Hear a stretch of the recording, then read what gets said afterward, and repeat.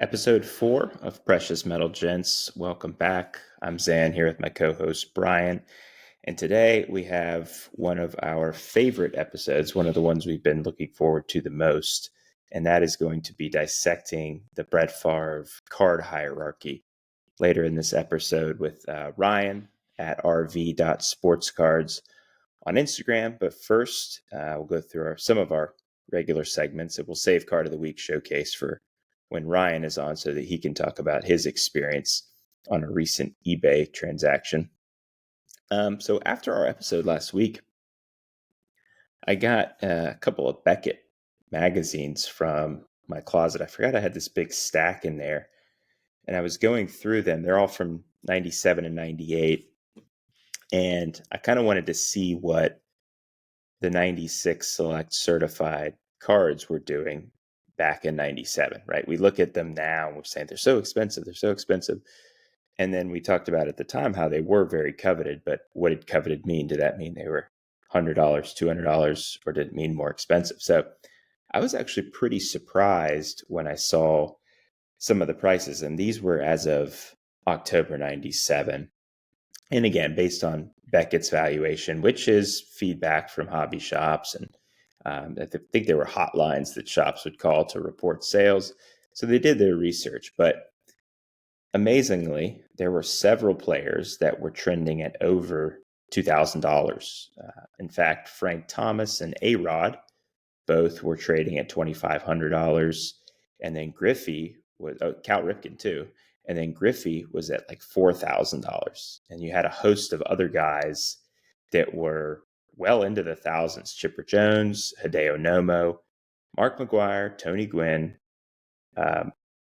Albert Bell for some reason, Mike Piazza, Greg Maddux, Jeff Bagwell, Juan Gonzalez, Kirby Puckett, and Derek Jeter, all over the $1,000 mark. Brian, did that surprise you that they were so high back in 1997? Don't sleep on Albert Bell. He was a hot commodity back then. But yeah, I mean, I wasn't so much surprised about the.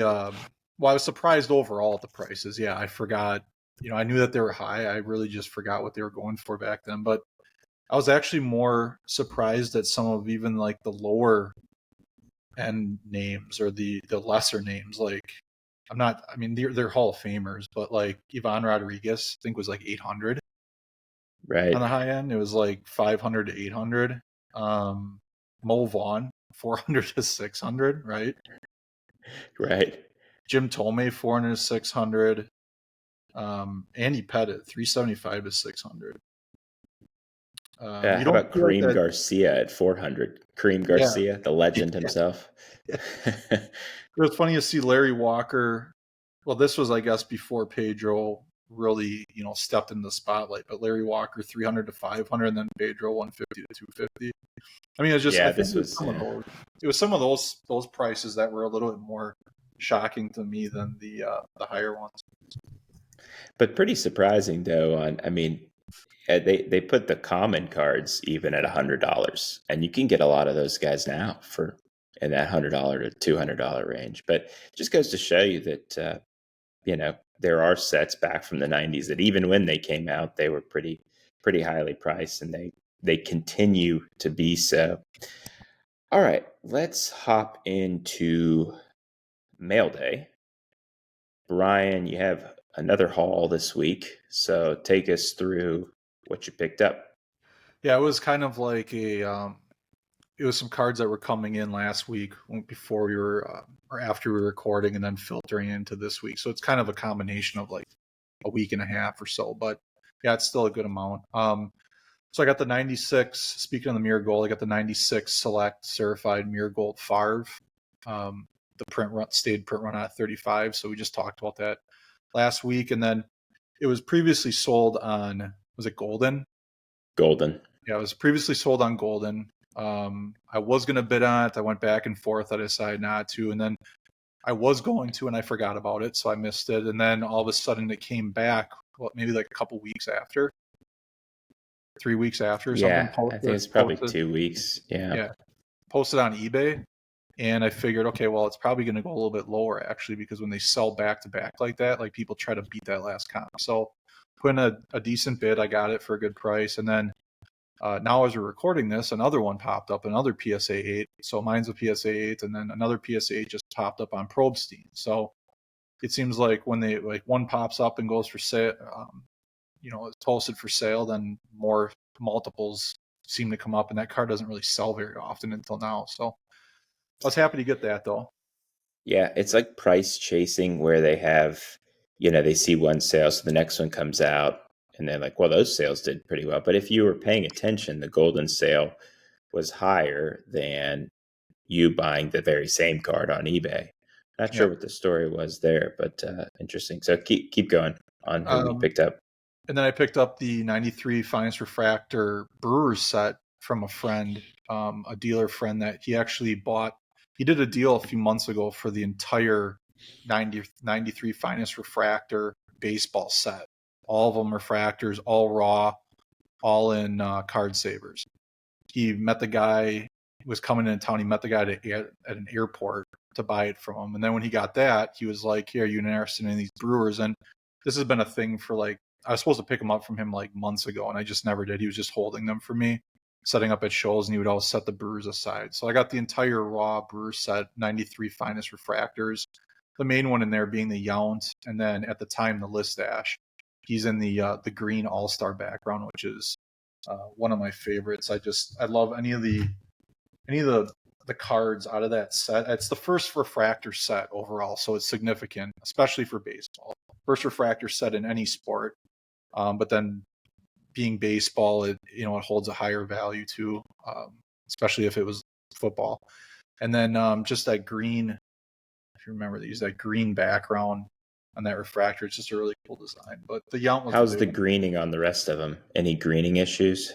No, I mean it's standard. Like the Cal Eldred always has like some green on his butt, with his legs up. It's really weird. And then the Yount always has like a time. I've never seen a Yount that didn't have this. It looks like he's almost wearing like a. It's super light on this one, so it's actually better than most. But it's like he's wearing like a little apron. It's just really strange how the greening happens. It's always like a little apron on the front, and this one has less than most, but they're actually in pretty good shape. There's a few minor surface scratches, but I just want to copy the card because it's significant for Yount because it's his last card, and it's probably his second most significant card. He doesn't have many for his playing years. It's the 75 rookie, and then that 93 Finest Refractor, probably his second best card. So got that team set, and then I am back into building. A friend of mine put a bunch of Rogers golds, sent them to MC Sports Cards, and put them up for auction because he was funding another bigger Rogers that he purchased. I think it was a Rogers. And I got a couple of his cards through auction. I probably should have just bought them from him outright because I would have gotten cheaper. But regardless, it was the 2015 and the 2012 Topps Chrome gold refractors out of 50, both gem mint 10s. I don't really like the 2015 design.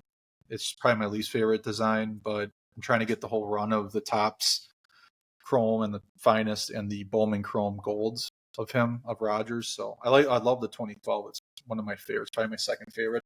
And then last week I got in the mail the 2006 Bowman Chrome gold refractor Rogers. It's his second Bowman Chrome technically. His first one is a 101, so I'll probably never get that. So it's really in my opinion, it's his first, technically like the main release. The 2005 is, I don't know if it can't, I think it's sold once publicly, but I'll probably never pay up for that. So I love that 2006 Bowman Chrome Gold is probably my favorite of his gold refractors. It's a significant card for him. That's a nice diverse haul there. You've got early 90s baseball up to early 2010s football. So that you span some time there. That's pretty cool. I've only got one card this week, but it's a pretty big one. Ironically enough, it's a premium stock mirror red Brett Favre from 1996 select certified PSA 8. The mirror gold that Brian got and this premium stock mirror red that I got were both on the same Golden Weekly auction a few weeks ago, and then were both subsequently resold. But the difference was mine. I didn't buy mine off eBay. Guy on Instagram, 414 collector, bought it. I think he just didn't like it or didn't fit in his collection, and then just resold it to me, which I was fine with. I had been bidding on it anyway. I got it in hand today. Really pretty card. Awesome prismatic effect to it. Print run of 20. So it was one on my list. It wasn't super high on my list, but I thought the price was reasonable, and it was one I had wanted to get at some point. And I realized I kind of need to stop putting some of these on the back burner, especially one that's out of 20. If it comes up, maybe try to go for it. So interesting that we both ended up with the 2 on Golden that we had originally tried to go for and didn't get. I always question, why is it being sold right away? So I'm kind of glad that I knew why he was selling it so soon. But I've added that into the Favre PC. I think that's my 9th Favre card, maybe 9th or 10th. So I was pretty happy with that. I should have a few others next week, but nothing else in hand this week. So, I think it's really important though too to remember, 4-1 collector. He's in that Packer group. I mean, he's a really good collector, a good Packer collector. And I think it's important for people to remember too that like it's okay. This goes back to last week. It's okay to sell cards. Like if he's buying the cards as a collector. He got it in hand, and I think he just, like you said, he just didn't really like it, or just didn't really decide not to have it and would have something else, and that's fine. It's not like he's trying to flip the thing. So, I mean, people need to understand that it's okay to sell cards. It doesn't make you like a bad collector, and it just frees up cash to get something that you really do like. Because some people will be stubborn and they'll get cards and they're just like, well, I don't really like this, but I'm going to keep it to the side because I don't want to sell it. It's like, why? Especially if you got a significant amount of money tied up into it. Don't feel like the pressure from somebody telling you shouldn't sell or you're a flipper now. Just move in and get something you like. Yeah, I think I'm always suspect if someone buys it and then when they immediately try to resell it, they mark it up, right? Yeah. He didn't do that. I paid him his break even basically. And, he messaged me today and said that he was able to get, with that money, 2 cards that he really liked. So, I think it worked out well for everybody in the end. All right, let's hop into listener questions. So Roundtree 13 cards says to you, Zan, you reached out to see who else collects Bagwell. I'm curious how that went and any thoughts on how to connect with other player collectors. So as interesting as my story about acquiring the 99 Gem Masters was, it's equally uninteresting how it went when I tried to find other Bagwell collectors, because I kind of came up empty. Let's see, what did I do? First, I checked some hashtags on Instagram. I don't know if anyone's ever done this, but I just actually started typing in like to the search function like Jeff Bagwell collector to see if there was someone with a username that was similar, Bagwell collector. Nope. I think that's how I found you. I think I was searching like hashtag Favre PMG or something. That's how I found you. Probably. And then I tried the hashtag. So Jeff Bagwell cards. I got a few here and there. I found one guy who was in Houston who collected 90s, and I asked him if he knew any Bagwell collectors. He said no. I checked Blowout and searched Bagwell in the advanced search to see if there was any threads. I found one guy who was a collector, but I haven't reached out to him yet. And then previously, someone had sent me a screenshot. There's a Bagwell collector group on Facebook, but I don't have Facebook. So I feel like that's the key to unlocking the secret world. But a while back, this guy had sent me a screenshot of, I think, a post from the 90s, like rare inserts group, where a guy had the 99 Bagwell credentials now, which is out of 15. And I messaged that guy. It was like 2 years ago, but I messaged the guy who had it. He gave me the identity of a Bagwell collector. He gave me his email. And so I thought, oh, he he told this guy I'd be emailing him. So I emailed this guy. This guy's like, how'd you get my email? And so I felt a little weird about that and kind of explained to him the situation. Maybe he was still a little weirded out. He eventually stopped responding to me. So maybe he wasn't interested in keeping up the correspondence. But, all those things that I did are potential ways to find people, if you're looking on Instagram. Sports Card Forum is another one that you can look through. There are ways out there. Like if you have Facebook, that's gonna certainly be helpful, because at least with Instagram, static posts only have such a limited reach. But if you post in a Facebook group, anybody who's in the group can see that. So a little disappointed by that, but it'd be nice to connect with one or two other Bagwell guys. So if you are listening to this and you know somebody who does collect Bagwell, put them in touch with me. I'd be interested to hear about their collection and share stories and stuff. So. If you're on a Facebook Rare 90s insert group, I know a lot of people on Instagram that we're friends with are on there. It's a good group because a lot of people post cards for sale, obviously, on there, but then you can also connect with other collectors too. Most of the people that are selling on there, I would say the majority of people that are selling on there are collectors, and they're just trying to consolidate their collection and that. So if you see, a guy selling Bagwells, he's probably a Bagwell collector. So, or anybody. There's recently a lot of Andrew Jones cards being sold on there. I know the guy collects Andrew Jones. I think he was just consolidating. So it's a great group. I've been spoiled by knowing a decent amount of Favre and Pedro collectors on Instagram, and 90s Patriots guys, couple of Vlad guys, just I think two really, and then nobody for Bagwell. So like I said, if you're out there, let me know. All right, this next question comes from Cardi C Sports Cards. By the way, he had an awesome show on Stacking Slabs' Patreon account. If you're not on there, you can't see it, so too bad. But it was really good. He went through his Nomar collection. We want to have him on at some point down the road to talk about some other stuff, including maybe something that he's working on. So anyway, this one is for you, Brian. He says, Skybox, Upper Deck, and Tops held the most popular products of the 90s, while Pacific is largely ignored. Are there any Pacific sets you would encourage collectors to check out that are looking for something a little different?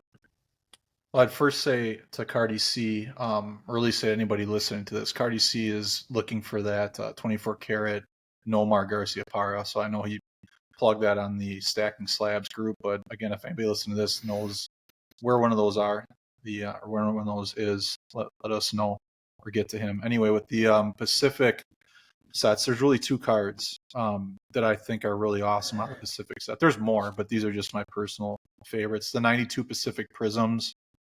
They're out of 10,000. I know it sounds crazy, like that was a limited print, but they're awesome looking cards. They're the first Pacific Prisms, really cool looking cards. And then the 93 Pacific Prism Golds, out of 1,000, they have a different font. They're it's like a triangle font. It's like I don't know what you would even call it. It's like a 3D type font, but that special font, they're actually a print run of 1,000. So you can see two different kinds. If you go on a trading card database, I think they call them like triangle print or tri print or something like that.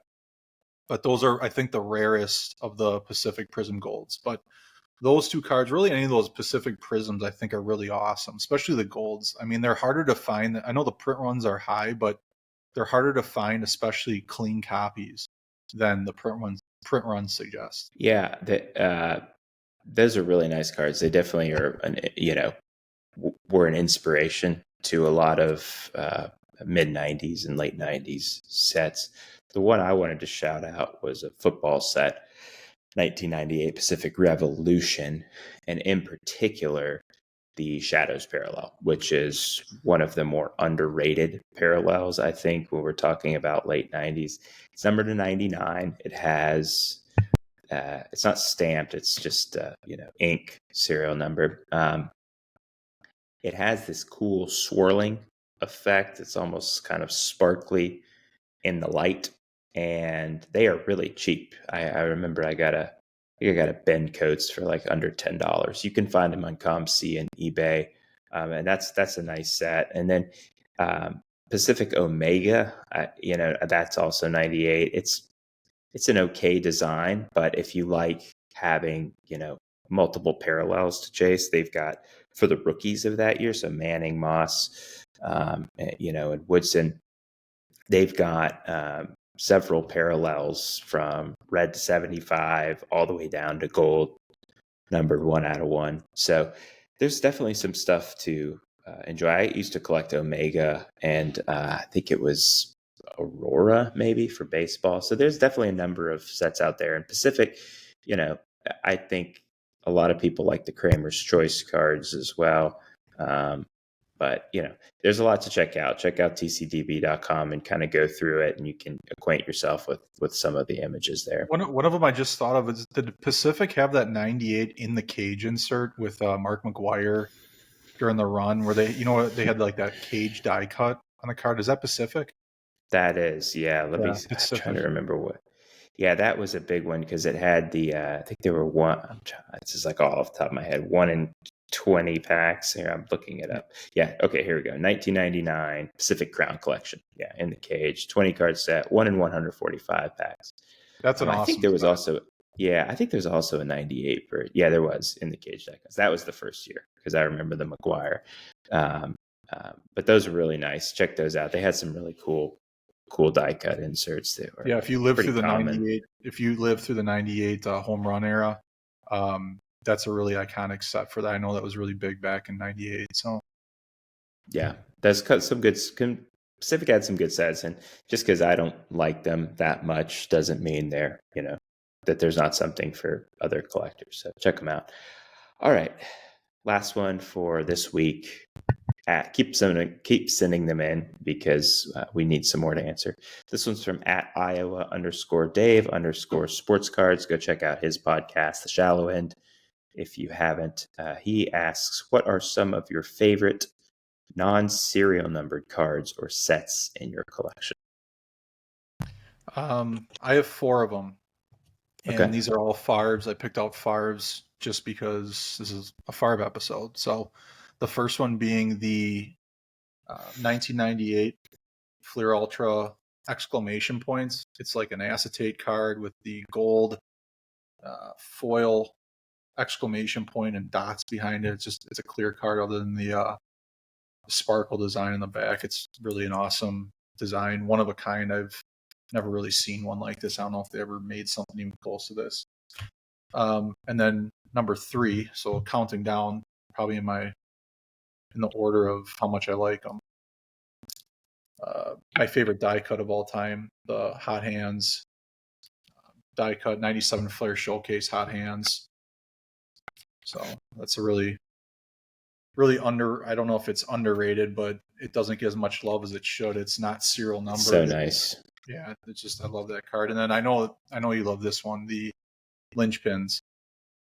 Everybody loves the linchpins in any sport. The 99 metal universe linchpins. Which one is serial number? Is that baseball? No, you're thinking of Intimidation Nation. Yeah, Intimidation. Yeah, that's serial numbered in baseball to 99. I get those mixed up. Yeah, that's the only one that's serial numbers, the baseball. And then my ultimate favorite, the first metal set, pretty much the card that got me really into metal, was the 1996 Fleer Metal Molten Metal insert. It's just an awesome card. It's all foil. I know I can't say enough about it. It's got like flames and stuff in the background. I pulled a Keyshawn Johnson when I was a kid. Just like it's weird because he was like, I pulled his Molten Metal card out of 96. That's what got me hooked on that set. And then in 97, I pulled his red PMG, and then that got me like hooked on that. But I didn't want the Keyshawn Johnson PMG. I was spoiled in 97 because when I pulled that, it was like maybe 3 or 4 packs into a box that I bought. And I was like, oh, wow, these are this easy to get. So I traded the red PMG for another box of cards, which obviously I didn't get any more red PMGs. And that's what got, because I didn't really want the Keyshawn Johnson. I want the Favre. So but that's what got me hooked. This molten metal is an awesome set to check out for football. All right, I've got a few here. First one is, there's a lot. Obviously the 97 SPX grand finale in baseball and 98 in football. That's cheating a little bit because they're finite print runs. And I think the spirit of Dave's question was, something that doesn't have a finite print run. So baseball, there's so many. You brought up a few good football ones. 1998 Circa Thunder. Rave Reviews is a cool card. It's a horizontal. They had it in other years, but this is the best iteration in my opinion. It's horizontal. It's bronze colored. It's die cut. 1 in 288 packs. I pulled. Did I pull? I pulled one. I pulled a Bagwell actually back in the 90s. So that's a really cool card. 97 Flair Showcase Wave of the Future. I really like those. They are for young up and comers, prospects. This is baseball. There's a wave, sort of an aquamarine background. I have a Guerrero that I keep in my binder, and they're easy to find. 1 in 4 packs, maybe. It's funny, the Hideki Arabu, I think he's in like dress pants, throwing a pitch. It's just slacks hanging out on a wave. And then there's Ortiz is in that set too. I like for football, I love the Fleer Skybox inserts just so much. Platinum Portraits from Metal Universe is a great one. The ones you mentioned, I really like from 98 EX 2001 Destination Honolulu, which is a die cut insert to commemorate players that went to the Pro Bowl that season. And what's really neat is that each card it's like on a tiki totem pole, I guess. And each one is a different design in the background from card to card. And maybe the most fascinating thing is that the surface is actually a wood veneer that was used. And I remember hearing Gene McLeod talk about making those and like how expensive they were, that they had to put them 1 in every 720 packs because they were so expensive to make. And then same here, but baseball 98 EX 2001, the Destination Cooperstown, which is sort of the baseball version. But that was cool because it was a luggage tag and had a little elastic cord that was attached to it. I have one without a cord, but if you look for the graded ones, go check them out. There's probably some on eBay. Because of that cord, they're in these like monstrous slabs that look ridiculous, and they're all graded like 3 and 4.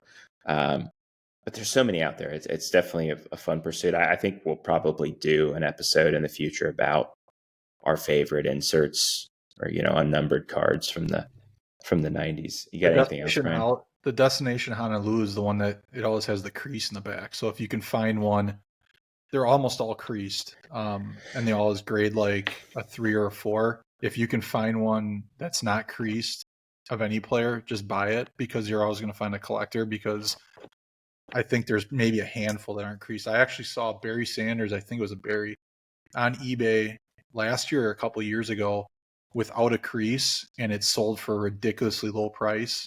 And I kick myself every day for not picking it up. I forgot one, the cut above too. Yeah, good call. Yeah, good shout.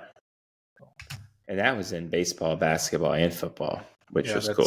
That's out of the 97 set too. The EX set had a banger set. They had the hot hands and the cut above in that first one. Hot hands was Flair Showcase, I believe. Oh yeah, Flair. What was the I'm thinking of. Yeah, I don't know. I was thinking that is Flair Showcase. The EX cut above. They had the Stardate 2000, which was nice. They had those, and Stardate 2001s too. Those are great. Yeah. All right, well, guys, keep them coming. A lot of good stuff. We always love answering questions, and hopefully you guys are enjoying that segment. So before we get into our conversation with Ryan, we just wanted to briefly touch on why we collect Favre. So Ryan, a few things. When did you start collecting him? How does he fit into the Packers PC? And what is the significance or difficulty of collecting him versus other high-profile players from that era? started collecting him. I was a big Don Mikowski fan, so I remember the day when he went down and then Favre came in. I remember the year before, it was the year before when they actually traded for Favre, and I remember my uncles at, I believe it was like, it seems like Christmas, it was a family get together, and they were talking about, this Brett Favre guy and this Brett Favre guy. Why did we do this? He's supposed to be good. The Packers, they're just talking, going back and forth about him. And then the next year, I believe that's when he got injured. Mikowski got injured. Favre came in, and it was, the rest is history. So it was pretty much since then. I love Don Mikowski. Used to wear the Hutch, those old Hutch team uniform things that you get out of like a Kohl's or J.C. Penney's magazine back in the day. So I had a Don Mikowski one. Love the guy. Was upset when he went down, and then Favre pretty much just fixed that, and everybody forgot about Don Mikowski, and it was, ever since. What he did is that there's very few quarterbacks in NFL history, I think, that had as much of an impact on a team as Brett Favre did. Tom Brady being one of them, where he really made the Patriots relevant again. And I guess you could look to Patrick Mahomes too. So I think Joe Montana too, obviously a great quarterback, but I just feel like the situation where the Packers were at the time, they were really struggling. People forget this is a team that had to sell games at County Stadium, and I went to some when I was a kid. They had to sell games at County Stadium because they couldn't sell out. There was a dwindling fan base. They were trying to expand the market to the Milwaukee crowd. So when he came around, the team was struggling financially. I mean, they're basically city owned, and he really, everything that you see of Green Bay right now, in my opinion, goes back to, it's a tribute to Brett Favre. Because I'm not saying that the team would have left, but if Brett Favre wouldn't have came around, or they wouldn't have got a player like that, I don't think you'd have the fan base and the following that you do. He means everything to Green Bay. He means everything for this team. He will forever, in my opinion. And then, as far as the team, collecting Brett Favre is really difficult.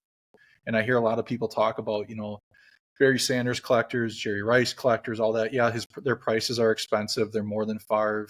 People that collect other quarterbacks, even like Manning and players like that started in the later 90s. But Favre was the best player in the 90s. I mean, it's across the board. Position, it didn't matter. He was the best player. So you combine the best player with a diehard fan base, Packer fans.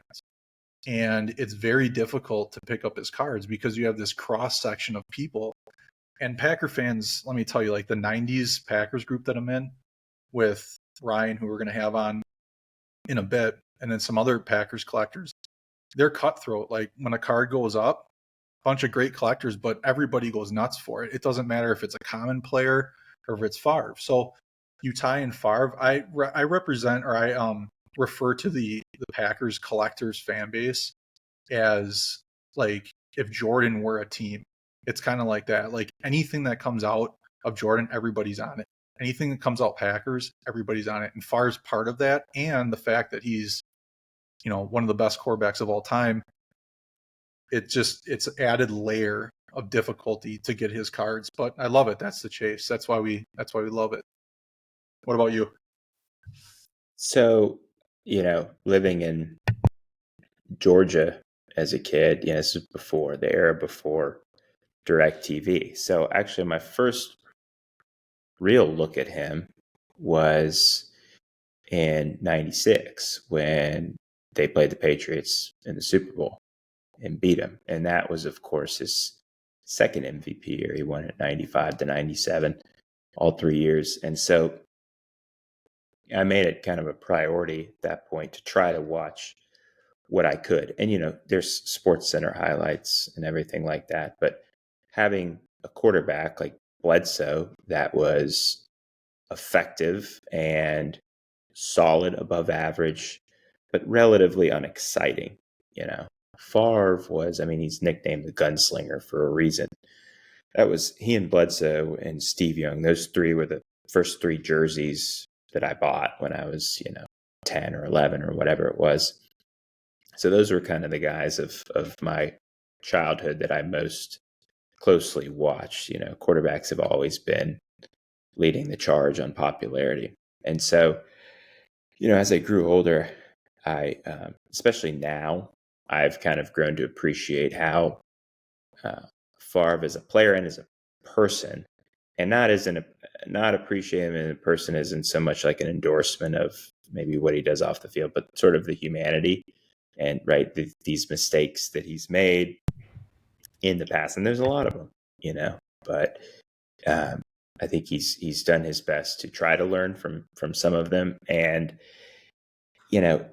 his story too. I think he played high school football for his dad, Irv, who was like a run first coach. He always wanted to run the ball, and so Favre would always get frustrated that he couldn't throw the ball, and it was damaging his appeal to colleges that were scouting him because they never saw him throw. And finally, the offense was opened up, and he barely caught on at Southern Miss. I think he was like fourth on the depth chart or something like that when he started there, maybe fifth.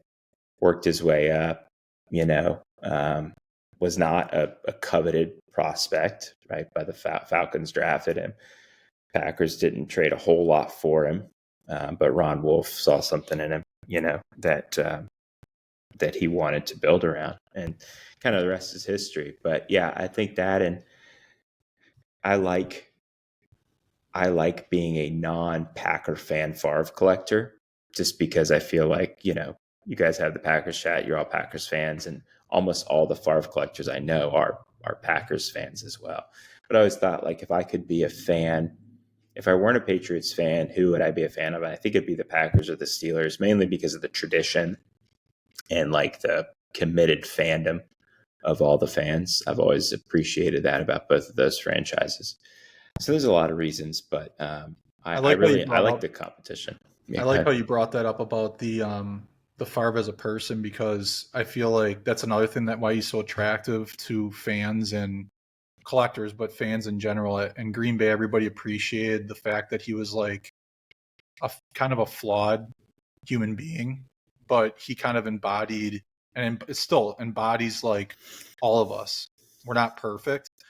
And I don't think that he ever tries to go out and pretend like he's perfect. He just kind of keeps moving. And I think a lot of times, like the stuff that's going on now, where he's recently in the news, it overshadows, unfortunately, a lot of the great things that he did for the state of Wisconsin, and really, the United States in general. He has a lot of different fundraising organizations and things like that. He's done a lot of stuff for cancer research and a lot of stuff for student or kids with special needs, because his first interest was actually being a special education teacher. And so that's why he's done a lot of work with kids and stuff like that. And unfortunately, a lot of that stuff where he gets, the public stuff overshadows some of that. But I like that you brought that up. It is another significant reason, why people like him. And, just his play on the field is just one aspect of it. So. Yeah, we treat these stars, and I don't mean you and me, but the public and media treat these stars as these transcendent human beings, that seem to be above all human realities, when in actuality, these were just guys that grew up in the same way we did, and they just were good at a sport and they pursued it, right? And so they make a lot of the same mistakes that we do. So yeah, a lot of reasons to collect Favre. We're both going to keep doing it. But it's time for the main segment. So Ryan's coming on. Let's go. All right, guys, we are here with Ryan at rv.sportscards on Instagram, making his podcast debut and joining us for this very special Brett Favre-centric episode. And so, Ryan, the very first thing I want to ask you is, you have a diverse collection with a lot of players, a lot of different cards. Can you take us a little bit through your hierarchy and how you kind of rank the players in your PC? Yep. So I pretty much collect, I'd call it 3 players from football and 2 from basketball. Hierarchy goes Reggie White first, Barry Sanders, Brett Favre, Then basketball, I collect Kevin Garnett and Shaquille O'Neal. I kind of sought out, trying to build the best Reggie White collection I could, 90s collection I could. Luckily, being a defensive player is not kind of a good and bad thing. He's not in everything. I have a fairly complete 90s collection of him. I'm missing PMG Green, 98 Golden Anniversary Refractor number 5 and like the 101s, but I've come close to completing a full Reggie White 90s run of best inserts. Barry Sanders, I really like to collect him. He's somewhat nostalgic. Like I don't really remember any other running backs like him. Packers fan growing up, but I always enjoyed watching Barry Sanders as a kid, and like I don't really remember any running backs like him ever in the league. He's fun to collect, but he does get expensive. So like I kind of like cut off like the higher end cards from his collection to chase. Like I'm not really chasing PMGs or rubies of his just because they're so expensive. And then Brett Favre kind of rounds out the list with, like I said, I'm a Packers fan. So growing up, watched Favre was pretty much the first quarterback I remembered. Fits third on the list, but trying to fill in as many Favre cards as I can now that I've got a little bit further with the Reggie White collection. The Reggie White collection that you have, like I know we've talked about this and how you are kind of at a point where you feel like it's completed. I mean, such a big part of collecting is that chase element for really rare stuff.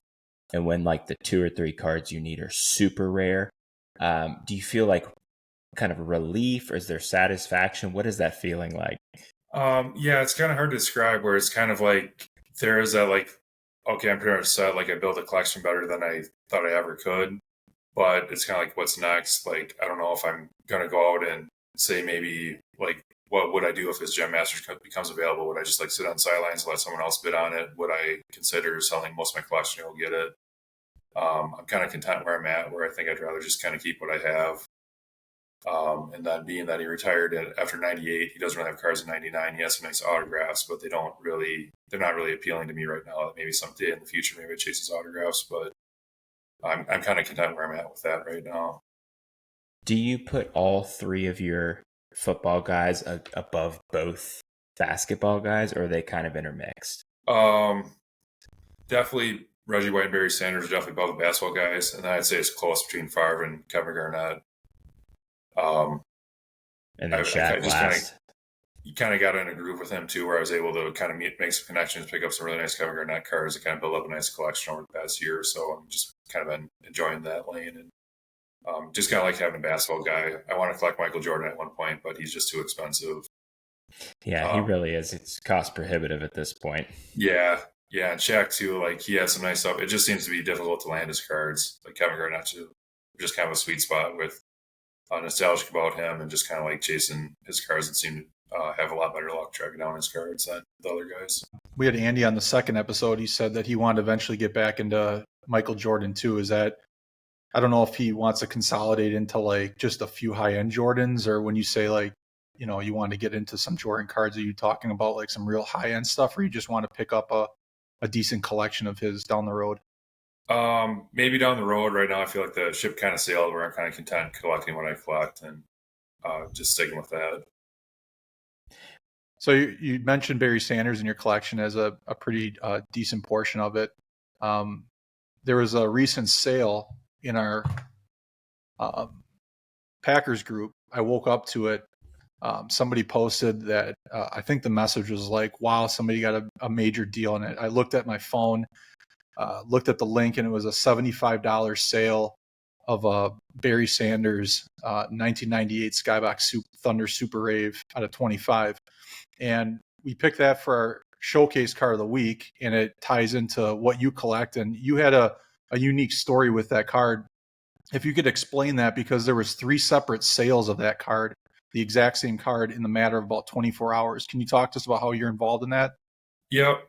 So, it was kind of the same thing where I was getting ready for work and I saw the message about, look what sold last night, that there was this Barry Sanders Super Rave that sold for $75, and there's a $1,300 sale. And that's like a top 3 card I've been searching for him. It was kind of something that I didn't really know how to value it. And it's something that I saw it sold for $1,300. I'm like, that's way too cheap. I never really have done this before, but I messaged the seller like, hey, I've been searching for this card for a long time. I offered him $3,300. Figured I wouldn't be the only person messaging him that, and that it'd probably just end up on auction. He'd probably just let it go on auction. I ended up going to work, haven't heard anything yet. And as I'm working, I don't always have my phone on me. So it was about 8:30 my time that he did message me, like just a really long message, like he tried to relist it. He tried to relist it to accept my offer. He listed it at $4,200 or $4,300, and someone about 5 minutes later hit the buy it now again, and he shipped it out already. So I didn't have a chance to go back and like think about it more. It was something like in the moment, like I didn't think of it. If I go back and do it all over again, I wish I would have had like a better idea in my mind of like it's probably like a $6,000-7,000 card in my mind, maybe more than that. I didn't really have much of a chance to like look over it for condition before I sent the offer. Just something like kind of impulsive, like, okay, I know our Crusade Red sold for like $3,300 recently. I have a mere goal. I paid a lot less than $3,300 for. Like I just like figured, oh, that's $2,000 more than what he accepted. I'll send the offer, see what happens. Hope it works out. And it almost did. I just wasn't around my phone when it happened. I probably would have just hit the buy it now if it actually worked out. But I just knew that my thought was that he just relisted his auction and let it run. But I didn't know that he'd really accept it as an offer. The seller himself had kind of lower feedback. Like his only other item for sale was a Harry Carey T-shirt. He didn't really have any other sports cards or anything, but he did mention he had another Barry Sanders card. It was just I think it was 96 playoff, some insert from 96 playoff that I wasn't really interested in. And unfortunately missed out on it. We'll see what happens if it pops up again.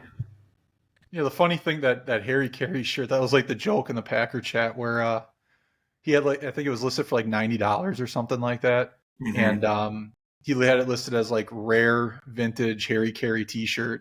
And he posts this Barry Sanders for $75. Somebody buys it right away.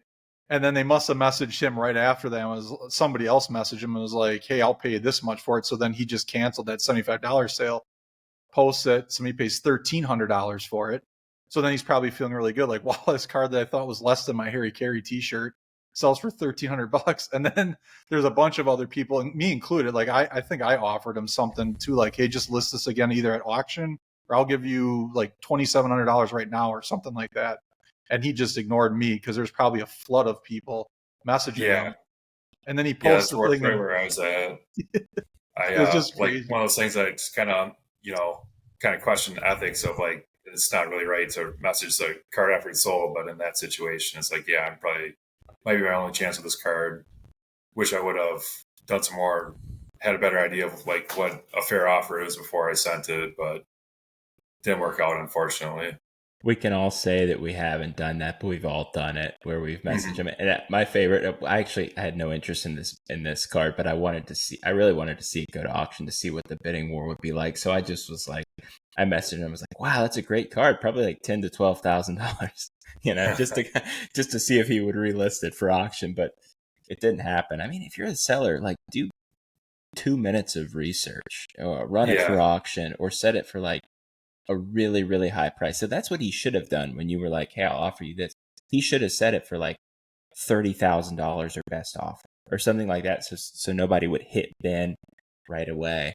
But it's weird that came out. And then you and I were talking about the other ones that were trickling out. Like there was a Essential Credentials Future, another Super Rave, right? And then a 24 karat, something like that. Or yeah, I think it was those three, and the guy wanted like $100,000 for all three of those. Yeah, so that was on Blowout. Somebody posted those. I'm like, well, I might as well just reach out and see if he'd be willing to part with them. And they messaged back, and I think he was just someone that got excited about seeing the Gem Master sale and like kind of compared his cards to that. And I like wrote back a long email like, well, I mean, I could offer this. Like, I went through my cards, and like, pretty much came up with all the cash I thought I could come up with, like, made an offer, and it didn't go anywhere. But it was just something that it was like, well, I'd have to at least try. And like, maybe he'd be like, no, I can't do that, but I'd sell this one or two for this price, and we were just too far off on price. I don't understand that when people literally put them up for sale, but then you message them and they're like, well, I don't really want to sell these. Yeah, It's that's like, pretty much what it was. yeah, well then take them down, Yeah. Well, so you're joining us because we're going to talk through some Brett Favre stuff in a little bit, but I recently, within the past couple of months, did a sort of a March Madness style tournament on my story to figure out what people thought was the best 90s parallel or insert in baseball and in football. And the results were pretty similar. For baseball, the final four was the 98 PMG, which was the winner, the 98 Essential Credentials, the 1999 24 Karat, and the 1999 Rubies. And then for football, the 1998 PMG also won that. The 1998 Essential Credentials and the 1998 24 Karat also made that Final Four.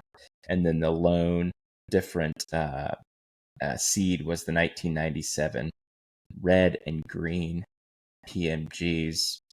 Brian, any thoughts on the results of that tournament? No, it actually ended the way that I thought it would end. I really thought that the 98 and the 24 karat were going to be in the top two or in the championship for both of them. I really thought for sure they would be there for baseball, just because. Well, actually, I knew that that 98 PMG was going to win for baseball, just because it's the first PMG year, and it's gotten so much traction lately. I didn't think there was any chance that the 24 karat was going to win in that one. I was curious if the 24 karat was going to make it for baseball to the championship. I was kind of surprised that it did there.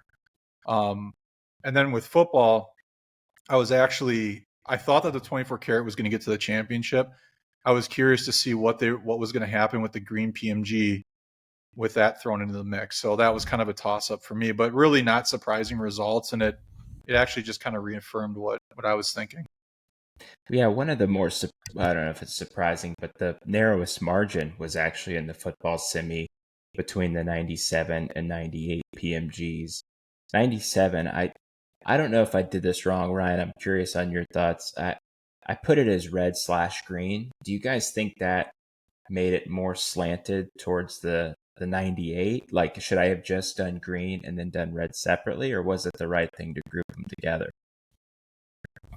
Yeah, I'd say you probably should have split them up. That green's just kind of like a whole different card, especially in football. Just having the Reds being 130, the difference between 135 and 100, I feel like is huge.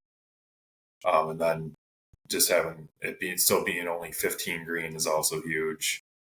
So yeah, I probably would have been a little bit better off splitting them up. I thought that too after that. Well, one person messaged me and I kind of doubled down on it. And I was like, well, you would think that if someone was going to vote the green PMG over the 98, that they would vote the green plus the red over the 98. There's more cards there that you're voting for. So you'd think that'd tilt the advantage. But yeah, maybe that'd be something to look at down the line. But the purpose of it was just to see what people thought was, I guess, better. And I didn't really define better. I just kind of left it up to each voter to interpret that how they may, whether that was something that they tried to view objectively based on the market, or whether that was something that, they tried to vote based on personal preference, just to kind of get an idea of that. It matches up, it aligns pretty much with what we see in the market and what people are paying up for. And so I guess I wasn't that surprised by the results. Obviously, it would have been fun to have a little bit more parity amongst the results, but what are you going to do? The purpose of it was also to kind of create this research for something that Brian had come up with. And Brian, I want to ask you, how did you come up with this idea for this Favre card hierarchy? Really, I was sitting at work one day, I think, when I came up with the idea, as most of us do, and we're just probably daydreaming or stuff's kind of a slow time in work. And I was just thinking about, I was like in the process of buying a card, and I think it was a Favre card. I can't remember which one it was. It was maybe like a couple months ago. And I was like, God, I wish there was a way that I could just quickly look up, instead of having to make a list, because I know people like Zan, they make detailed lists, which is really helpful. And I make lists. I don't like rank my cards in terms of like comparing them to each other in the PC. So I kind of just make a list of PC cards of ones I'm chasing, like a want list for each player. And then I don't really rank them or think about them after that. But then I'm like, God, I wish I had now like a ranking system for any of my PCs to just kind of know which one to target first. And then just out of curiosity, like which one would, if you did like a scoring system, maybe where it would be subjective, not subjective, just a way to, do it fairly. And really it's all, it's subjective to the person, making the list, obviously. But, I think when you can kind of group source, crowdsource like what Zan did, and then come up with some type of idea on how to rank these cards. So I didn't have that at the time. So I thought, well, I'm just going to make a list. I'm just going to start thinking of categories and ways to score cards. And then that kind of snowballed into making a spreadsheet, and then with like drop downs and scoring system where it adds up to a totals. And before I knew it, it turned into a full out like ranking system where I'm hoping that the system would actually work with other players as well and kind of cross the boundaries of decades of card collecting too. So that's kind of where it came up with. It snowballed really. Can you talk a little bit, and we'll share this, Yeah. The scoring system and everything. Can you talk a little bit about, I guess, the scoring system, how you came up with it and how it works? Sure. You guys see that all right? Yeah, it looks good. All right. So it's a pretty big spreadsheet. Right now it's up to 47 cards, but really the nice thing about it is you can just keep adding to them. So with the scoring, I kind of went off of, what do I look for and what do I think? I tried not to do it where it was just my thoughts. I tried to think of like, what am I looking for? And then how does that align with like others in the hobby? And does it make sense? So came up with these 4 categories. The first one is rarity. It's a pretty obvious one. Collectability and legacy of the set and parallel. And I weighted those. So the weights are done based on like what the total top score could be. So you can I scored these as like the highest being a 7 in each of these first 2 categories.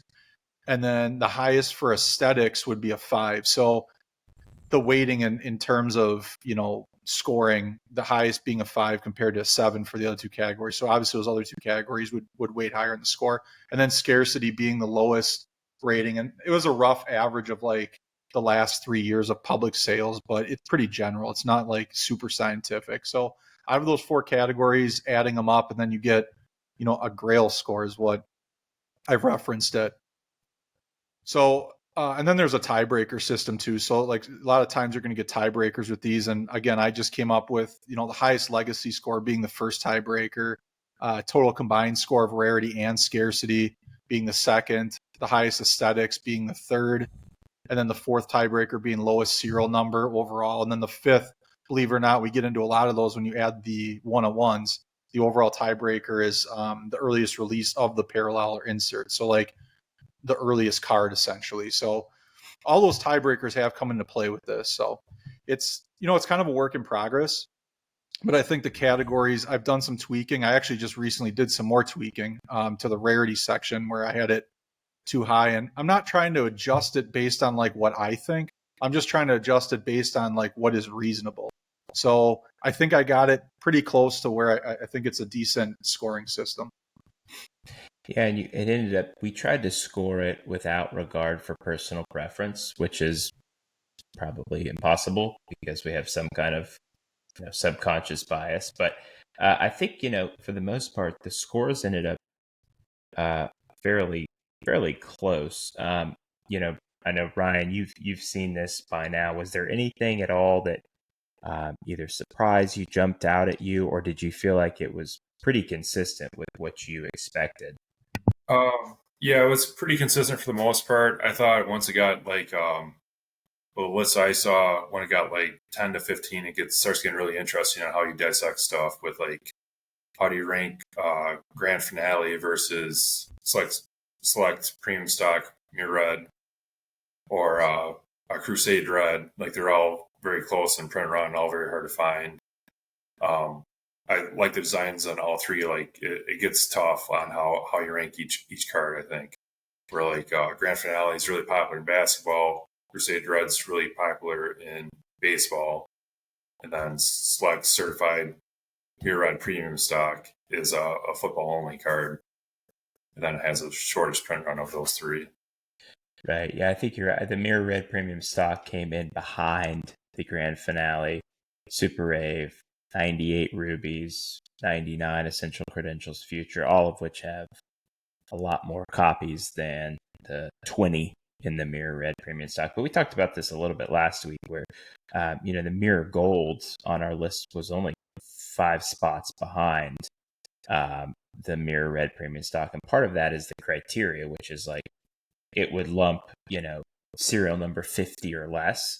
It would lump a 20 and a 35 into the same category and the same score. So it's not a perfect scoring system. But, in general, I think it's pretty accurate. It gets a little hairy when you add the one of ones. And, we'll talk about our personal lists here in a minute. But, one of ones, as you can see on the list, 5 of the first 6 are all one of ones, mainly because, the rarity and then the legacy of the set get almost the highest grades possible just because they're impossible to find. But I think you can make some strong arguments for cards below a lot of these one of ones to be above some of the one of ones that are listed. Any other thoughts on the results or the outcomes of it? Yeah. So when I added the one of ones, you could get into adding all the masterpieces. And I know you and I kind of talked about how many do we add, and I'll eventually add them all because I'm just going to keep adding, Favre Grails or bigger Favre cards until maybe I get like around 100 or so I can get like a decent area of his collection or of his card catalog. But when you start adding the masterpieces, it gets tricky because you have like for the legacies, you have like 3 or 4 in a set for some of them. For I think 98's got 4, right? Right. So you have, I mean, is that really now a one of one? And then in reality, like the background of the card doesn't change. It literally is just purple, right? Purple font. And I guess it's important for the 97 because that's like his first, it's essentially his first one of one, right? Yes. And so that's an important card. And then the 98 too, because of the design. And it's just, that's an important card. And then same with like the ultra masterpieces. So the 98 being the first ultra set of like the platinum medallions that are popular. And then the 99s with that different background, with that all purple background, which is the first time they actually changed the card look for that. So like those are kind of groundbreaking ones, and I put those in, but I didn't put in the other rows or the other like the 2000 ultra masterpiece, even though that's a cool card too, but it's horizontal. You can start getting crazy because, and that's where the weighing, the scaling of the scoring comes into play, where you have like how much do you weight rarity versus the aesthetics and the collectability of the set. One thing I did for the 99 Ultra, let me find it on here. So for the 99 Ultra masterpiece, the 99 Platinum Medallion had a score for aesthetics of a 4 because it was the second Ultra. It didn't really change much. It has a great platinum color background. It's got a colored image, which is nice, but it wasn't really like a groundbreaking aesthetics. But I bumped this one up to a 5 for the fact that it had that purple background. It is kind of a different, it's like a one-of-a-kind masterpiece. So I gave it that extra boost. So like when you get into the intricacies of that, it can really change where a card goes. And the top 2 on here, obviously, I mean, I think they're right where they should be, is the 98 and the 99 Gem Masters. The 98 gets a bump because it's a year earlier. That's where that tiebreaker fits into play. It's almost like you need a separate list, a separate ranking system for the one of ones, because there are so many. You got all the Topps Gold label ones, then you obviously all the ultra ones, Flair Showcase 99 as well. And it just, if you were to put them in here, I feel like they'd be weighted much more highly than some of the stuff that people would actually prefer below it. So that'd be interesting to see, maybe something we can think about. But I asked Ryan and Brian to come up with a top 10 of Favre's best cards. Now, these aren't things that we own. It's just cards that we would like to own. And I also don't, I wanted some personal preference here. And so I wasn't like, make a top 10 based on what you think someone else would want. It would be more like what we would want to collect, and you'll see that some of the print runs are going to be higher than you might expect. So I guess we could start with Ryan. I'm assuming that your 1 and 2 are probably the same as mine and Brian's and what's on this list. Is that accurate? Yeah, that's definitely right. I feel like those Gem Masters kind of stick out over everything. And so here's a question actually for you guys. The 98 Gem Masters is altered. It's either trimmed, it's altered in some ways. It cannot be graded by PSA. Does that matter at all to you, or because it's a 1-of-1, you say, I don't really care? Yeah, that probably would matter. Just I kind of want to know the story behind it because I do feel like there were backdoor copies of the 98. Maybe there's a backup copy where there's most 98 Gem Master does the 2, the one just doesn't have a serial number. You don't know for sure if it was trimmed at all, Zan? It is altered. I believe it is trimmed. There's a thread about it. I'd have to go look about it, but I read about it being trimmed. So here's actually, I have the 98 second. I have the 99 first. Number 1, because we don't have any indication that there's a second copy. Number 2, it's graded by PSA.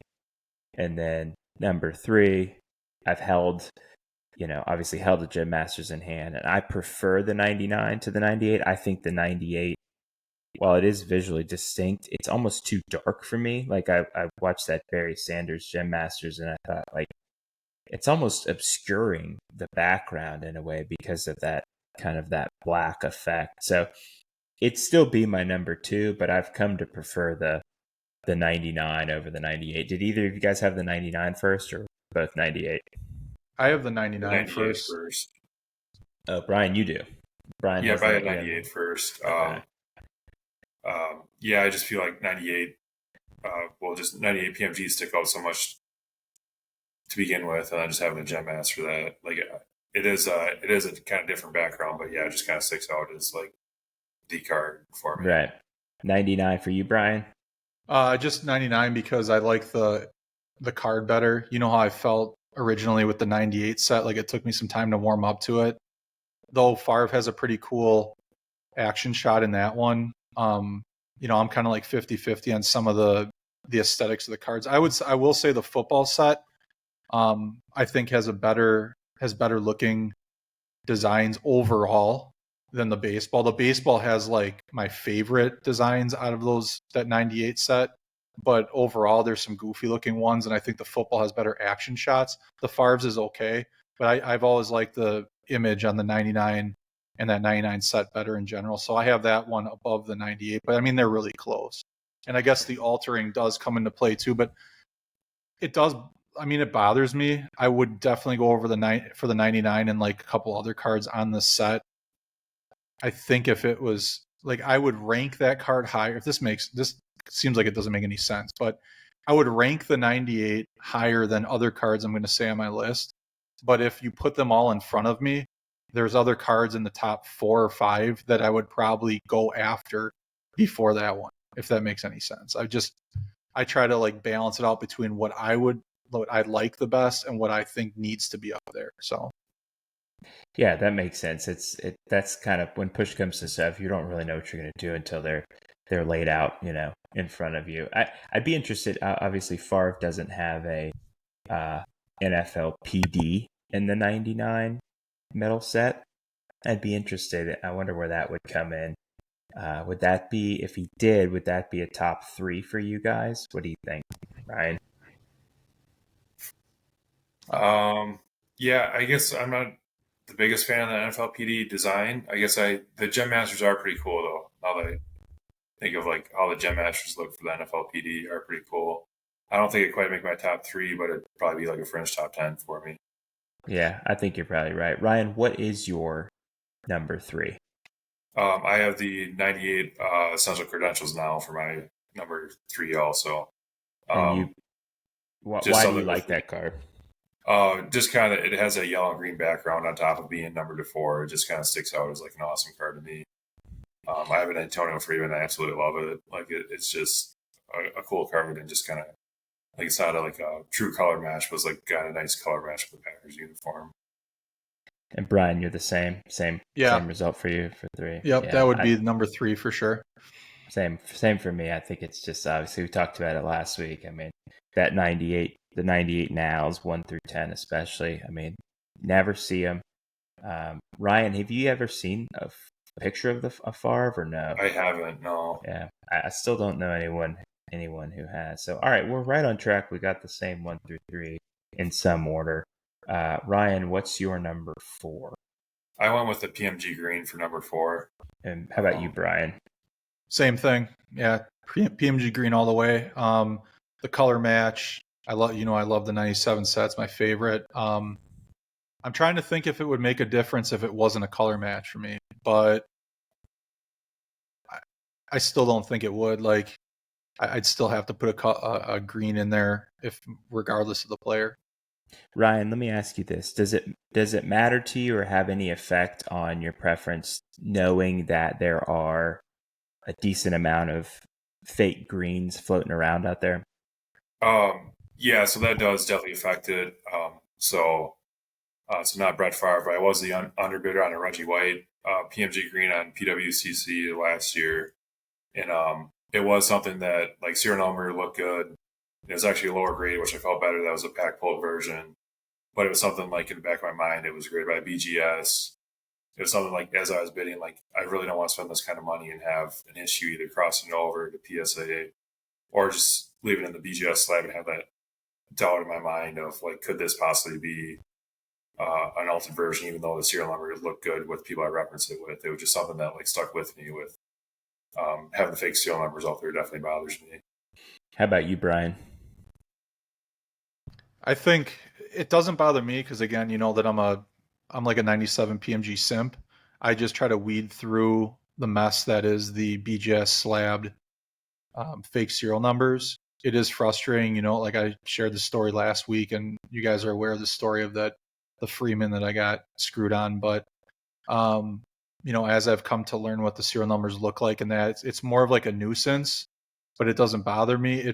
It frustrates me that it's out there because I think it sullies the importance and the legacy of the set for some people, like Ryan mentioned. You know, you get that you shouldn't buy a card like that, like a significant card in the hobby, and always have in the back of your mind that it could have a fake serial number. Like I have a few PMGs that I know are real, but I'll still sometimes like look at them and just like it's like I check the serial number like it's going to change or something like that. And I've ran those by like multiple people that I trust, mostly including Zan. You know, is this a fake serial number or not? And I've shown it to a few people and I get confirmation from like 3 or 4. And I'm like, okay, I can pretty much guarantee it's obviously real. And then if it's a PSA slab, obviously, but yeah, it is frustrating, but I still think like it doesn't really hurt the legacy or the ranking for me. Yeah, I get that. So it does a little bit for me. I put the 24 karat at number 4. You know, part of that is it's like when you own it, you definitely have a little bit. You see it every day in person. You know, there's some preferential treatment that it gets. But I think about it. You know, to me, since we're not really I'm not basing it particularly on like the legacy of the set necessarily. Obviously that comes into play, but I think if you're talking about his best looking card, I think it's the 24 karat. It's the gold behind it. I think it looks better than the 97 green, mainly because I think the 97 base is a really nice looking card and that the red and green backgrounds kind of obfuscate the intricate details that they put into the cards.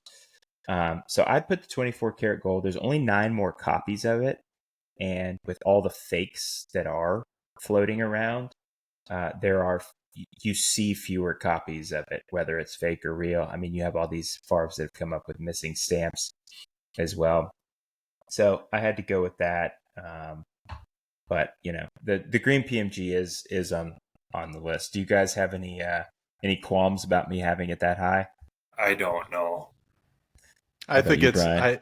I just think it's funny because is it I was going to ask you before you explain that, I was going to ask you, is that just because you have the card and I know the story of you getting it and then me getting one shortly after, is it? Or Maybe, yeah. I really do think that may weigh in. I tried to be somewhat neutral, like in the sense that were these given.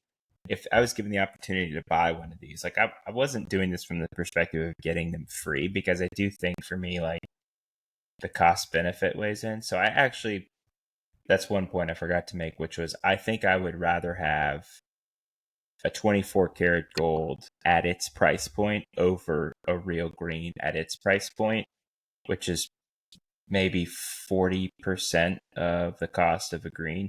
And so that definitely weighed into my decision there. Okay. So number 5, I had the PMG green. Number 5, I didn't want to have it too low, but Brian, what did you have number 5? number 5, I had the 24 karat, so we just flipped them. Okay. How about you, Ryan? I went with the 98 PMG actually. Okay. Okay. Why? For me, I think it was kind of the photo on that kind of swayed me. That it's a great photo of Favre throwing it like just as like Warren Sapp's taking him down for almost a sack. Like it's just a great image. And then just kind of being what the PMG legacy is, I think just kind of edged it out with for me 5, 6, and 7 were super super close, where you could kind of interchange any of them. But I just went with the 98 PMG for 5. I think that's, yeah. For me, now that I'm thinking about it, it was really close between that and the green for me, actually, because again, cost benefit. If I could get the 98 for half the cost of the green, it's maybe worth it. But then again, there's 35 more copies of the 98 than there are of the green, so that kind of played in. Brian, anything you want to say about 24 carats? Since I think you and I are two of the only 3 documented owners that I know of.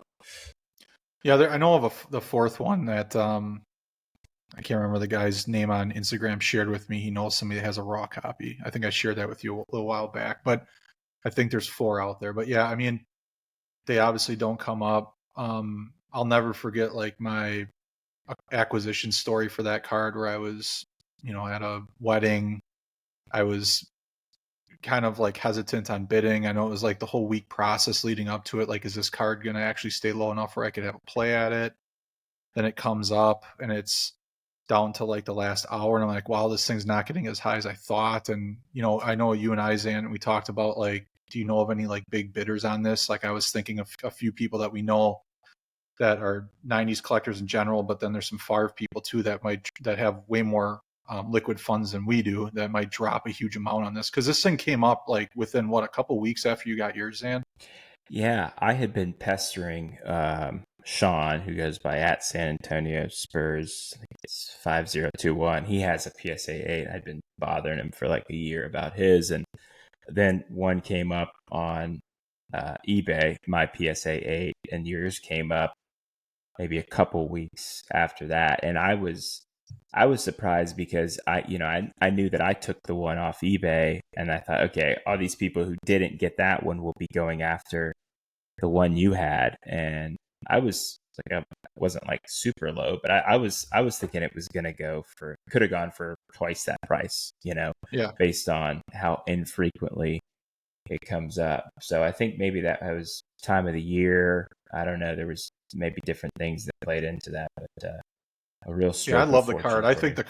the card's awesome. It had to be, for me, it had to be in the top 5 somewhere. I went back and forth a few times with the 98. So, I mean, it was really close. It's just I give a bump to it probably because, like you said, I own a copy. There's not many copies that you see. Same with the 98 PMG. You don't see many copies of it. But I just think it's, being the one and done set, being out of 24, it's got, less copies out there. Most players in that set, there's like 3 to 5 known copies in general anyway. So we can pretty much assume that set did not get, all 24 of those did not get released. I know that set wasn't super popular when it came out. Hence why it was a one and done, I think. I don't know for sure, but that's my opinion. And I just don't think, I think there's a lot of waste in that release of that set. And I don't think a lot of them got out into the public. So I think there's far less than 24, which we can notice by the pop report and just even the raw copies known. And I just think it's a significant card for him being the gold. It's an awesome looking card. I mean, everything about it's great. Yeah, I agree with you. Before we get to number 6 for Ryan, it's funny you said that about the 3 to 5 known copies, because I feel like there's 2 guys that come up way more than they should, given that there are only 24 copies. The first one is Isaac Bruce. I feel like I get an alert every 2 weeks that card is on auction, or it's at PWCC. And there's several, I know some of them have re-auctioned, but I believe I've counted 4 or 5 that have auctioned in the last 8 months or a year, something like that. Very strange. The other one is Peyton Manning. I believe there are, I'd have to go count, I believe there are 8 documented Peyton Mannings on Instagram of people that are, like, all the guys in the Peyton Manning chat seem to have a copy of it. So I don't know why that is. I mean, obviously the Manning is a huge card because it's a rookie. It's probably his best looking card in terms of photo. But yeah, I'm not sure why some guys come up more often than others. But all right, let's move on to number 6. Ryan, what do you got at number 6? That's where I have the 24 karat at number 6. Okay, so we're all. How high is that on your Favre list of cards that you want to get? Assuming since we can't, Gem Masters are out of the question. Like, where is that on your current want list? It's right there with the 3 on that list are all really close. The 5, 6, and 7 of mine, the 98 PMG, 98 24 karat, and number 7 are all really close. I'd probably put 24 karat. It's between that and the 98 PMG. Like, either one, I think price point are going to be about the same right about now. It's just kind of a matter of having one show up and come with the funds to go for one. It's kind of where I'm at on it. Ryan, what do you have at number 6? The 98 PMG. One note about the 24 karat with the Peyton Manning. I think the reason why that one comes up a lot too is because in 98, obviously everybody's grabbing any Peyton Manning card they could find. And I think a lot of the 24 carats might be lost in, 5 rows or thrown out or whatever. Like, they were stuck in the commons box because when that came out, you had the golds that, I mean, they look similar, but not the same, obviously. So they could have just been mixed up in a box, but anybody would pull Peyton Manning out in 1998. Not everybody's going to pull out some of the other players from the set. So that's why you find an average of about maybe 3 to 5 copies known for each other player. But then, like, Manning, everybody was crazy about Manning. So I think that's why his survived the most. But yeah, I mean, like I said before, it was close between 5 and 6, 6 being the 98 PMG. I think it's a growing set. Price point, you can see market-wise, it's every time there's a sale of these things, no matter what player it is, they go up. It's a significant card for me. It's just a totally different PMG design. It was one that actually kind of turned me off of the PMGs when I was a kid. Like I told you, I think in the first episode, I love the 97 design. I love the all foil and then the kind of like comic-ish background. I thought it was really unique and cool. It was edgy. And then when they came out with this, it seemed more, to me, when I was a kid, it seemed kind of goofy. Like, what is this with these like cityscapes? Like, the action shot in the background is kind of like faltered because of that, and just a couple other things. I wasn't crazy about the circle design. I've warmed up to it, obviously, and I love the card now. So hence it's number 6 for me, even over a lot of 1-on-1s. But yeah, I mean, it's a solid 6. It could be 5 easily.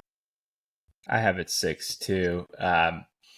Yeah, I think about it and I look at the PMGs and I really look at almost all the sets from the time frame, but specifically the parallels, and I think like, okay, a Favre PMG is separate and distinct from any other card in the set because of the background, right?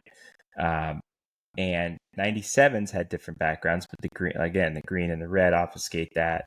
The 99 gold, all similar setup, right? It's really the only high-end insert from that time frame where every single card looks different from one another. I was looking the other day at my collection. I was like a Terry Glenn, and it's like very blue in the background, and then I have Troy Brown that's very green in the background.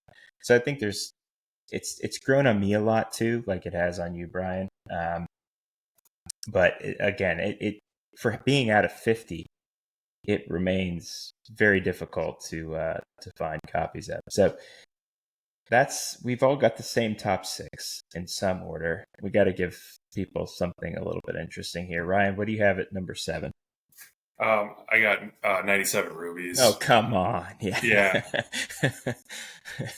How come? One of my absolutely favorite cards, like just the foil on them just shines so great in the light. Like you get so many different angles on them. It's a great card. Brian, same for you. Yeah, I have 97 rubies. I love that card. It's rising on my all-time list in general. I think when we talked to Andy a couple weeks ago, that like even solidified it more. Just the way he was talking about, the delicacy of the background and all this stuff. It is really cool. It's a unique card. It is really special. I love like the semi-color match with the amoeba effect in the background, whatever you want to call it. It's really a cool card, and it's firmly at 7 for me. I would take it over any of the other 101s. You could. I'm not just saying that because I don't have them in front of me. You can put them in front of me. Obviously not over the Gem Masters, but you could put one of the other Masterpiece 101s in front of that or next to that card. I'd take the 97 all day. I love that set. I want to collect the set. I swear to God, we didn't talk before we went over these top 10s. This was like a secret all the way up to this. So, I mean, I know we're like the same, but it is what it is. It's just a big echo chamber here. We're all just talking about the same stuff. But the 97 rubies is my number 7 as well. I think it was Grant Waldorf Stories had posted a picture of his. He at one point had the jersey number copy. Go check out his Instagram for that picture. It looks so good. It's got the right lighting and everything. And really, when you do hit them in the right lighting, they are really hard to beat. I think sometimes I've tried to take photos and they look a little muted, and I'm like, why can't I catch the right shine? So that there's almost like this complexity to it where you can't just get the effect under any light or any kind of camera. It has to be a very specific setting. Let me ask you guys. Maybe I'm going to save this question for the end of the list in case it is on one of your lists. But Brian, tell me your number 8. So I went a little. This one might be different than the rest of ours. I went with either the 2005 or 2006 Finest Superfractor. 2000 on is just such an era with the chase was always autographs or patch cards. I just think the Superfractor sticks out as something so different with you have the Gold X Fractor, which would be awesome from that era, but there is also base Superfractor that I saw the 2005 sold in I think like 2006 or 2007 for like $650, which was a lot of money for a card back then, and I've never seen the 2006. It's just something that seems like a true ghost card out there. Do you have a preference between those two? Probably the 2005. So 2006 has like a Brett Favre insert set that has Superfractors also. It's just called like Favre's Finest Moments or something like that. So I think the 2005 sticks out a little bit more. That's a great pick. How about you, Brian? Any thoughts on the Superfractor or before you get to your choice?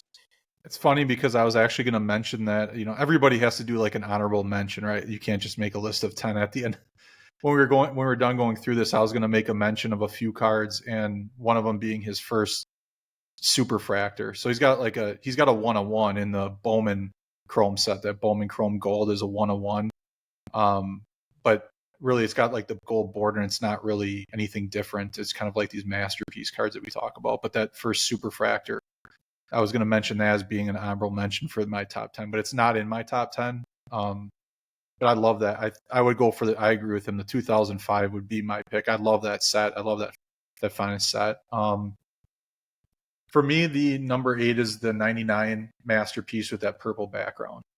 It's not his first Masterpiece, obviously, but I think it's the most of all. If you just include all of the Masterpiece collection, I think there's 7? There's 10. 13 of them, right? Aren't there like 13 masterpieces if you include Ultra and Flare, something like that? You mean from the 90s specifically? Yeah, Well, yeah. I'll even include 2000. I'll even include the 2000 Ultra. I think there's 3 Ultra masterpiece. There's 3 from 97. There's 4 from 98, and then there's 3 from I want to say 99. That sounds right. There's 13 or 14. I'm losing track Okay, of my head, but yeah. There's a good amount. So of all of those, unless I'm missing something, this is the only one that's got technically a different, other than like just the font being purple and saying 101, this is the only one that's different. And I just think that all purple background's unique. I love the 99 Ultra card. It's my favorite looking Ultra because I was at the game. It was a big moment for me. It was a Week 16 game against the Titans, or the Oilers at the time. Antonio Freeman just went off. Favre played awesome. It was a blizzard game. They have a lot of shots in the Ultra set, and from that game, Fleer has a lot of cards that have images from that game, whether it's Freeman or Favre. And I just think it's a really cool, unique card. I know it's horizontal, and that can turn people off a little bit, but I think it's a really cool card. That's why I got it at 8. So that was actually the question I was going to save. Was it didn't make my list. If that card were vertical, I think it would be in my top 5. And I like horizontal cards, don't get me wrong, but being someone who's kind of weird about having everything graded, horizontal cards in slabs look off to me, because if you want to look at it straight on, the label is sideways. If PSA they just need to make a horizontal slab. I want to see that at some point where they make a slab specifically designed for horizontal cards. And I'm just surprised they haven't done that. Ryan, if the 99 was vertical, would it be higher on your list, or does that not really play a role in your thinking? I don't think it really matters too much. I don't mind horizontal cards. Like, there are some that just depends on the card. I feel like a lot of horizontal cards have really good images on it, like that 99 Favre does have a great image on it. So I don't think it being horizontal really affects my opinion on it at all. Yeah, it's a great looking card. That purple background is hard to beat. I will put a picture of it in this, and I'll also put a picture of the 99 Gem Masters in this presentation if you guys want to see them, because I do have pictures. My number 8 is also a 1 of 1, so we all had 1 of 1s. It's the 2000 Fleer Showcase Masterpiece, which is one of probably my favorite year of Showcase. That 97 are very close. But I do like the simplicity of 2000. There's 3 masterpieces in 97 and 99, 4 in 98, and just 1 in 2000. Now, the knock against it is kind of what you pointed out, Brian, which is just the only difference is the font. So the Legacy number 20 has that holographic effect on the player, as does the Masterpiece. And the Masterpiece just has that sort of almost like a gold shimmer effect on the font to make it the 1 of 1. But it's just such a clean design. And I as much as I love that 2000 Legacy, obviously the Masterpiece is going to take precedence over it. So that one was one I had to include, even though it's not the first one. I don't presume, was that even in consideration for either of you guys? Yeah, it was for me. I do feel like 2000 Fleer Showcase just kind of sticks out as like another one of those 2009 products that you don't really, they just kind of get lost in the shuffle of everything else. Right. I love the set. I love the set. It's just it fell into that grouping of ones that didn't look that much different. I think this is where we struggle with 1-on-1s with any player. Just disregard the Favre thing for the time being, but just think of any player. It's like, to me, a 1-on-1 is really only special if it does more, like if it looks significantly different, or at least noticeably different than the other parallels in the set. So I think when a lot of people like to say, well, this is the list of this player's best cards minus the 1-of-1s. A lot of people do that because of the price point. So they like to disregard them because only one person can have them. But then the other reason why they might take them away is the main reason that I do, not so much the price point, but it's the fact that if they don't, a lot of the 1-on-1s don't necessarily look that much different. They might change font, and they get almost like lazy with it. That's where I think the superfractors always stand out. and like this 99 Ultra, at least with this purple background that really makes the image pop, and it looks noticeably different. And then the Gem Masters obviously look noticeably different. So it's like those types of cards are significant for me in the one of one hierarchy. And yeah, when you say like we should rank them separately, I don't, I don't think that you mean we want to separate them from this list because we just don't think that they should be included. We think one of one should be included. It's just that there's a number of one of ones for Favre around this time frame, and we don't feel that every one of one has the same weight as some of these other cards just because it's solely because it's a one-on-one, and if it doesn't even do anything to the aesthetics. That's my opinion with it. So that kind of plays into the 2000. The big one for me that immediately comes to mind is the 99. The 98 Ultra Masterpiece, which is, at least the others have different font colors. It's exactly the same, except for the cereal on the back, basically. But it's also one of my favorite cards from one of my favorite sets. So I always think like, well, if that was on open auction, would it be something I would go for? And I guess it kind of depends on the price point, because I look at it, I'm like, I could just have the platinum medallion for $1,500 versus the 98 Ultra Masterpiece, which is probably going to cost like $5 to $7 grand at least. So Ryan, do you like the 98 Masterpieces, or is it kind of the same thing for you, which is like too similar to the base platinum medallion? Yeah, so that was something with going through the list of it. It was very difficult to put on the Masterpieces from Flair Showcase or the Ultra Masterpieces, just because other than that 99 Ultra, like they're not, I don't know if they're quite different enough for me to really chase one if one were to come up for auction. I think it makes it a little bit easier to justify it to yourself to be like, I'm just going to put this card out of 50 over all these one-of-ones that are substantially similar to one another. All right, so we all had one-of-ones at number 8. Brian, tell me what your number 9 is. I went with the 98 Essential Credentials Future. That was one with, I feel like the for 98, now and the future are so different that you could put both on the list, with the pink and purple background of the 98 just really sticks out for any player in football. I think there's only 61 players in that set, so all of them are pretty 60, short printed. That 98's number to 57. Yeah, that's a great card. It almost never sells. I think we've seen one sale in the past several years. And it's not on my list, but it was in consideration. The one thing I like about this, I can't remember who said it, but it's almost like the higher numbered credentials, like Favre is in this set, since his now is so low numbered, give you this opportunity to get a piece of the set, to get your guy, because you're never going to get the number 4, the 4 out of 4, now out of 4. So this gives you some way to connect with the set with your favorite player, because otherwise you're just kind of out of luck. So I really like the choice a lot. I think it would be amazing to have them side by side, and it actually does look really good, even with the magenta kind of undertones in contrast with his jersey. It makes him pop even more, I think, in the photograph. So that's a great choice. Brian, what's your number 9? I love that 98 Essential Credentials. It's one of my favorite cards. It's a card that I really want for my collection. But if I'm ranking like a top 10, I just know that this card, if I put that 98 Essential Credentials down and then this card next to it, I'm going to still always select this one. It's the 97 Flair Showcase, the Legacy Masterpiece. It's his first one-on-one.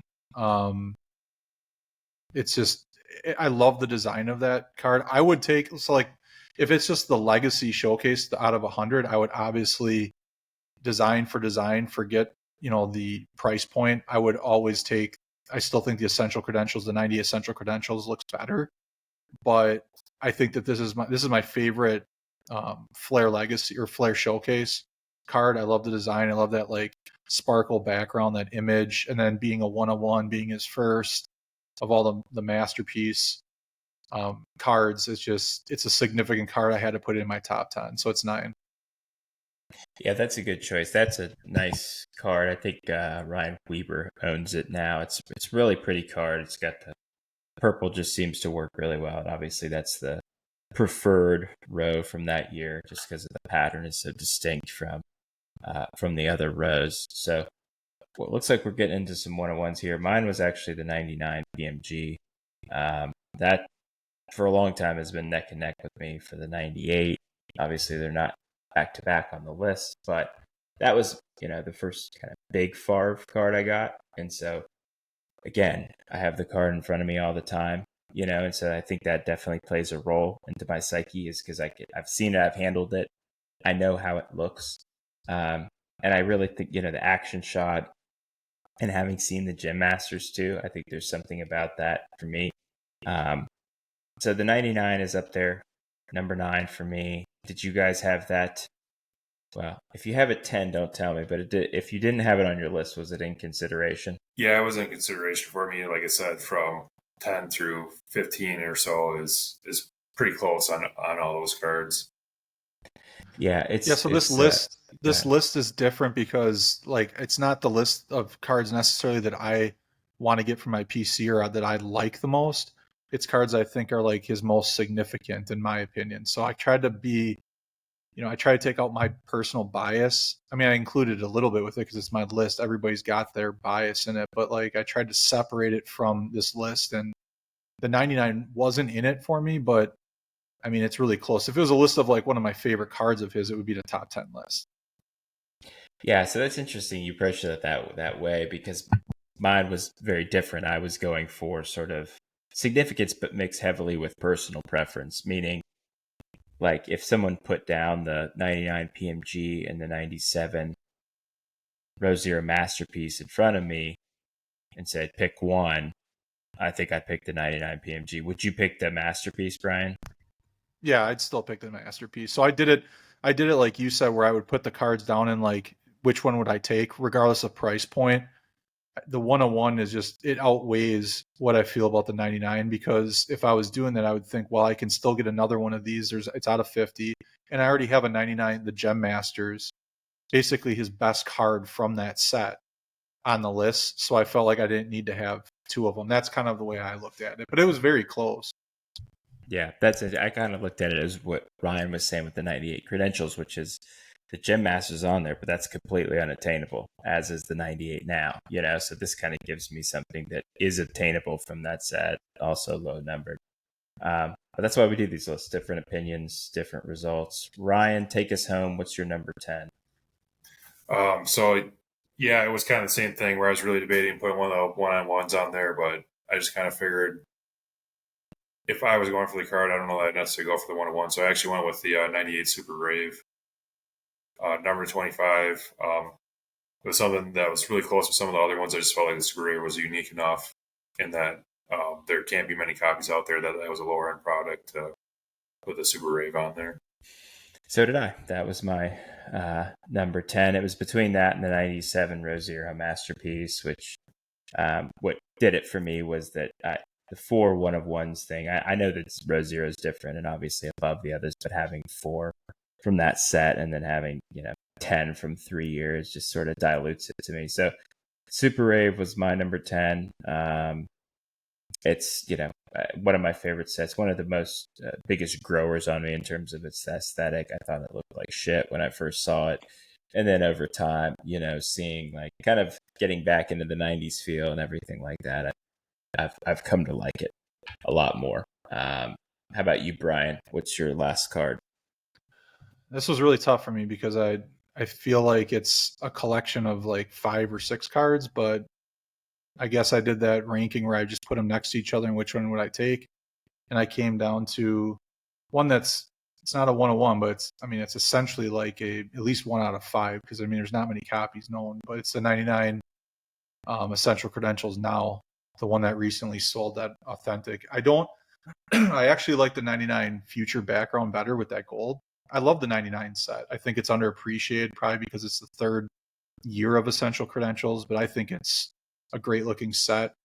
Again, not crazy about the silver. I wish it was the Future that was the rarest one, but I think you can't overlook the out of 16 with that card. And I think it's just a cool card. I can deal with the silver background. It's significant. It's a really significant Essential Credentials, in my opinion. It's his I think it's his third best one.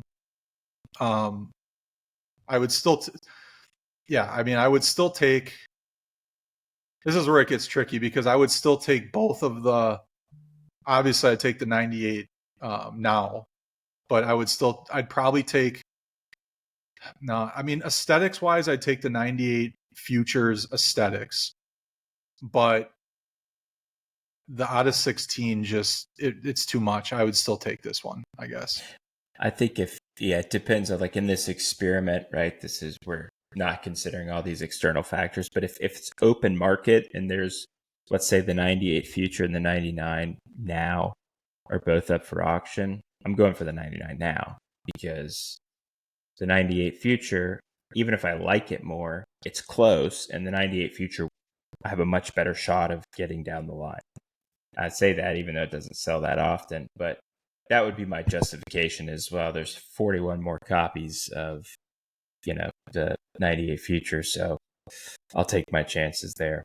Well, great top 10, guys. I think we had pretty similar ones, but a few different ones there. So I kind of want to take us home with some just thoughts about our current PCs. And I'll start with you, Ryan, since you are the guest. Tell us about, first, the top 3 Farbs currently in your collection, and then the top 3 on your want list. Okay. So I got them with me. Top 3, I've got this one I just got in. It's a 97 Essential Credentials BGS 9.5. I had an 8.5 I sold probably a couple years ago to get into something else. I've always wanted one back. I think it's a Pop 4 BGS. Then I have a 96 Select Certified Mirror Red Premium stock. Doesn't show up very well on the camera, but That's good, yeah. this I just got, I think, in about December. Turned around at 20. That's one of my favorites. Then my favorite was one of the horizontal cards, 98 Rubies. Probably doesn't show very well on camera. BGS 8.5. Those are my top 3. I'd really like to get a Crusade Red. That's the one that haunts me. There's the jersey number, was on eBay auction. I think it was a PSA 10. It sold a year and a half or so ago. I was on a bidder on that. It went for like a pretty good price too. Crusade Red's up there. Grand Finale's up there, and then probably Super Ray's up there also. It's like the big 3 I'm chasing for Favre right now. I guess Playmaker's Theater too. I had one of those I also traded to get something else. I'd like to get a copy back. There's a few of those available, but they're just not reasonable prices on them right now. I love that 97 Essential Credentials. I think it's so much better in football than it is in baseball. Obviously, it's similar, but the sort of the starburst effect and then football is better than like the twinkling stars in the baseball. And that one and the Playmakers Theater are 2 cards that I absolutely love, and they're always on my list, but they're always on the back burner because they're out of 100. You know what I mean? Yep. But both fantastic cards. So those are great choices. Brian, tell me your top 3 currently you have, and then top 3 you want. So I have an honorable mention, of course. So one that it didn't make the list, but I love the card. It's the 2005 Finest Gold, right there. BGS 9.5, just a great card. I just love the design of that. Really, any parallel of that card is just awesome. And then my true number 3 is the Playmakers Theater, the 9.5. I've tossed around selling this card, not because I didn't like the card. It's one of my favorites, but just because I thought about do I need a 9.5 or can I get some cash out of this to get a lower grade copy since it's out of 100 and then get some other cards. That's the only reason why I've tossed around the idea of selling it. It never gets sold because I always have second thoughts, and I really don't think I could actually sell it. It was one of the bigger, one of my first bigger Favre purchases. So I just don't think I could get rid of that copy. There's only 4 gems, one being this one, the BGS, and then 3 PSA 10s that pop up randomly on eBay every once in a while, but that's it. So that's number 3. Number 2 for me is the red PMG that I just recently got. My favorite set of his. favorite set of football in general, the 97 PMGs. I love the reds. I think the red makes the player pop really nicely. I know the green obviously is significant, and I love that card, and I would take it any day of the week and twice on Sunday, but being a color match. But I think the red does make the image pop a little bit more than even the green. So just because he's got a green jersey, if he had a white jersey, then it might be a little bit different. That'd be really cool. And then number one is one that I talked about before is the 24 karat. Again, just a great card. That's my top three that I have in my collection. It was tough for me to pick that because I have a lot of other cards I like too. It's tough to go through. It's like picking your favorite child, but Yeah. I guess so. The cards that I'm going for, the cards I want to acquire, obviously I would take a lot of the 101s that I mentioned already. So I'm not disregarding the 101s, but I'm just not really counting on those. Ones that I'm really chasing coming up are the 97 rubies would be number one. Just can't say enough about that set. The 98 essential credentials future out of 57. I really want that card. And then the 99 PMG. I think the first time I talked to you, Zan, was I was trying to get your 99 PMG off you, and you probably thought I was an idiot. I was messaging I blocked you. Let's go away. Yeah.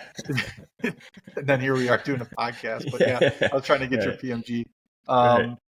And so I love that card, obviously. And then some honorable mentions. I just sold the 97 essential credentials out of 100. I regret it pretty much every day that I did it. I'm not too worried because they pop up. I'm just trying to find another one for a decent price. But I love the 97 essential credentials, and I need it for my Packers set that I'm completing. And then the 97 finest embossed refractor gold. It's one of the last two Packers cards I need for that set. I had a chance at a PSA 10 that was on eBay. I messaged the seller. He was communicating really, decently, and then all of a sudden he just disappeared. And then he took the card off eBay. I thought it sold. And then he came back and messaged me like a month and a half later and was like, "Are you still interested in the card?" I'm like, "Yeah, what, name your price. What do you want for it?" And then he just never got back to me. So like, I don't know what happened, but yeah, I really need that card. So that's another one I'm looking for. All right. I'll take us home here. These are not in any particular order. 24 karat here. This is one I got last summer. It was a situation where the guy had it on auction on eBay, I think starting at 10K or something crazy. It ended, or it had no bids late into the auction. And I think I messaged the guy. I was like, "Hey, I wasn't like, hey, this is not going to get any bids," but I was like, will you consider a strong offer? And I think he had been maybe, I don't say spooked enough, but he saw that there were no bids and realized he had maybe priced it too high. I just told him like I'd been after the card. I was a collector. It seemed to mean something to him. And so that's how I got that deal done. But yeah, that's my favorite of all mine. Second favorite would be the 99. And this one, I've told the story before, but I found Ben at Nonsense Name Cards through Card Ladder, made him an offer. He accepted. One of the easiest deals I've done. I don't know about this. You see this Mike Baker gold sticker here. I really think they're. I don't know. Would you guys take that off or leave it on? What do you think? Oh man, I'd probably leave it on just that it's on there. That's tough though. If you're gonna have it, it's kind of a color match with the PMG, but yeah. That's the reason why I messaged you, Zan, because it had that on there. That's why I found you on Instagram. Messaged you for that. Yeah, it's the only reason you wanted it was the Mike Baker sticker. Yeah. Yeah, I hope Mike Baker's not listening, but he's not. His 90s knowledge isn't that great, and I think I don't know. If it weren't gold, I probably would have just taken it off. But in the back of my head, I'm like, I might as well just keep it on. But I try not to look at it. And then the third one, Super Rave, like we talked about earlier. Got that one on Golden Weekly earlier this year. So I've had a lot of luck this year with Barb stuff. So my top three to get would be 97 Essential Credentials and 98 Playmakers Theater. Both of which I think I need to take the pedal off the Favre for a little bit, not, and get some cards that are that are on my list that I've been meaning to get, but always pass up for other stuff. But then the third one would be the 97 Rubies. That one's been number one on my list for a very long time, since I got the 24 karat, basically. So those would be my top three. Sounds like we all have pretty similar tastes. Well, Ryan, thanks so much for joining us, and hopefully we'll have you again here in the future. Okay, thanks. Thanks, Ryan. Yep, we'll see you. Well, that was awesome. It's great to have Ryan on. Really enjoyed talking to him about all those different grails. I'm a little tired from trying to rank all those in my head, and we had a lot of the same ones. Brian, any final thoughts before we go out? Yeah, I think it was interesting that we had a lot of the same ones, but it was also interesting how we kind of viewed each card differently, and the different reasons why we put them in the spots that we did. One of the big cards too that I was happy that Ryan brought up was that 2005 Superfractor. That's a card that I think doesn't get talked about enough from the Favre collector's standpoint, or really any player that runs from the late 90s through that early 2000s. That 05 Superfractor is really cool. So some of the cards that we talked about, check them out. This YouTube video that we'll post, we'll put some scans in there so you'll get to see each one of these cards. And then check the sets out for yourself on Trading Card Database for any players or teams that you collect. For sure. Next week, guys, episode 5, we'll be bringing on another guest. We are going to be talking about trades, and in particular, big trades. Trades that neither Brian nor I do, because we like our cards too much and we find it very difficult to part with them emotionally. But this guest is really good at compartmentalizing that and making some crazy trades, in particular one big one that he's actually waiting to reveal on our show. So we will see you next week.